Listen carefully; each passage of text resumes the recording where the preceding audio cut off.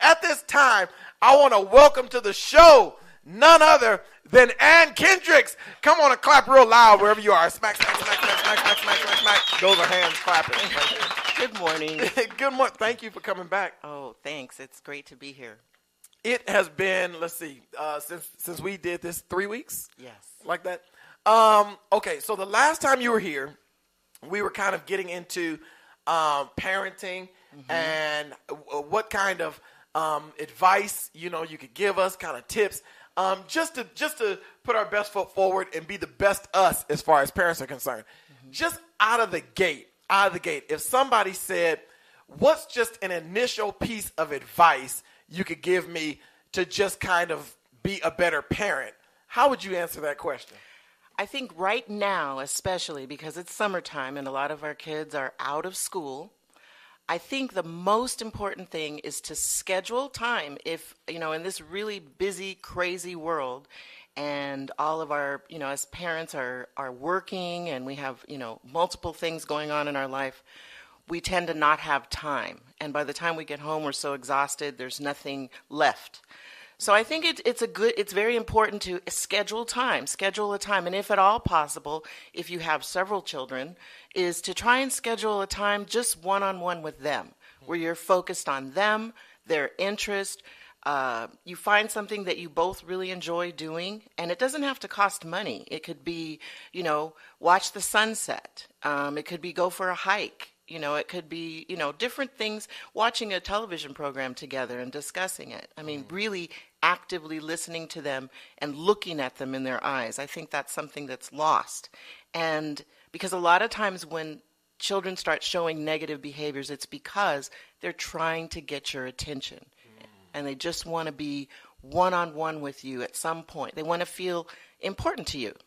Some of these kids want a lot of attention. I love the fact that you said schedule time, and it doesn't have to cost money. Right. I accidentally got hooked on a kid's show by watching it with my son. Something very weird happened to me. He was watching this show. This was a few years ago, and I walked into his room, and he was watching a show called Phineas and Ferb. And the episode was really funny. It was just really creative, really catchy. And I sat down on his bed. I started watching it. And I thought, this is hilarious. So I'm like laughing out loud to this kid's show. So I asked him when it was over, I said, what show was that? And he told me, that's Phineas and Ferb. And I said, oh, man. I said, you watch that all the time? He's like, yes. And so the next few days went by. And again, I'd walk in his room and he's watching it, watching Phineas and Ferb.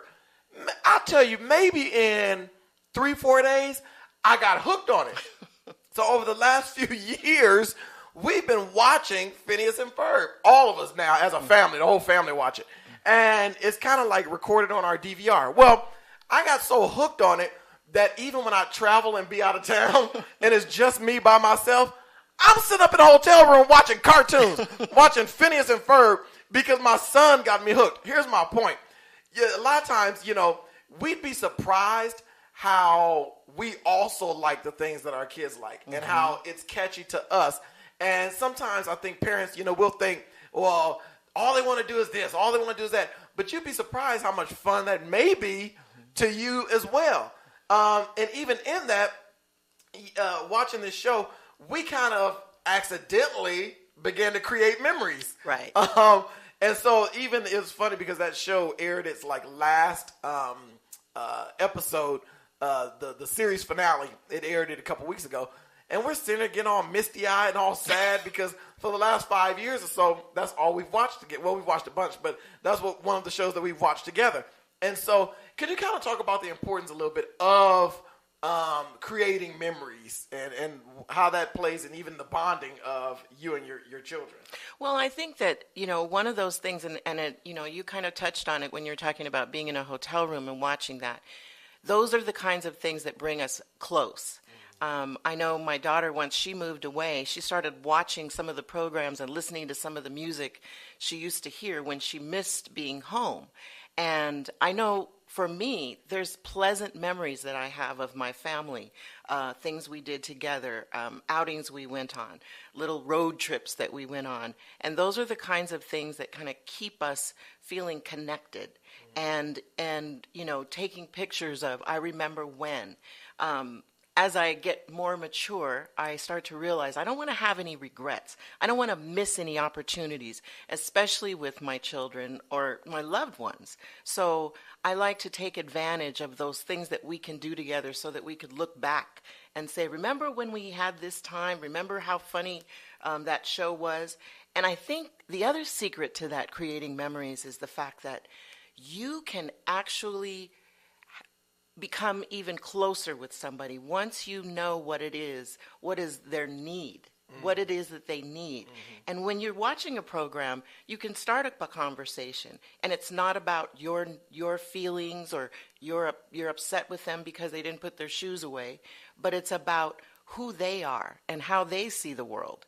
And it really opens the door without making them feel like, oh man, they're integrating. They're asking me too many questions. So, but we're sharing something commonly, and that makes them feel important. Look, one of my favorite memories growing up.